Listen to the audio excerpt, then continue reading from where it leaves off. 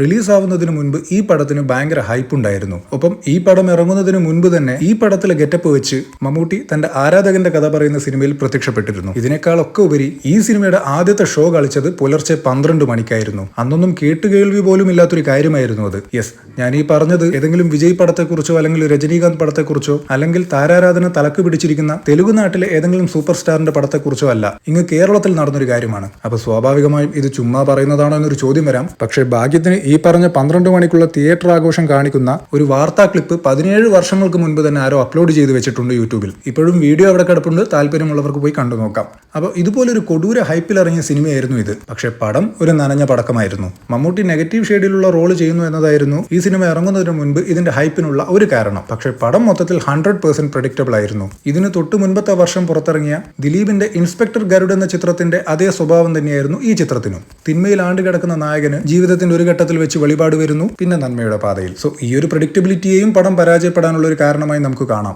ഈ പടം പുറത്തിറങ്ങുമ്പോൾ തിയേറ്ററിൽ ഓൾറെഡി ഉണ്ടായിരുന്ന 2 ആഴ്ച മുൻപ് പുറത്തിറങ്ങിയ മോഹൻലാലിന്റെ മാടമ്പിയും അത്യാവശ്യം കർക്കശക്കാരനായ കണ്ണിൽ ചോരയില്ലാത്ത പലിശക്കാരന്റെ കഥ പറയുന്ന ഒരു സിനിമ തന്നെയായിരുന്നു. പക്ഷെ ആ പടത്തിലെല്ലാം നല്ല മിതമായി കൃത്യമായ അളവിലായിരുന്നു സെർവ് ചെയ്തിരുന്നത്. ഒപ്പം നായകന്റെ ഒരു സ്ട്രോങ് ഫാമിലി സൈഡും കഥയിൽ ഉൾപ്പെടുത്തി. കൂടാതെ ആ നായകന് പോകുന്ന ഒരു വില്ലനും ആ സിനിമയിൽ ഉണ്ടായിരുന്നു. എന്നാൽ ഇത് രണ്ടും മമ്മൂട്ടി ചിത്രത്തിൽ മിസ്സിംഗ് ആയിരുന്നു. അങ്ങനെ ഒടുക്കം മാടമ്പി സ്മൂത്തായി വിജയിക്കുകയും ഈ പടം ബോക്സ് ഓഫീസിൽ കൂപ്പുകുത്തുകയും ചെയ്തു.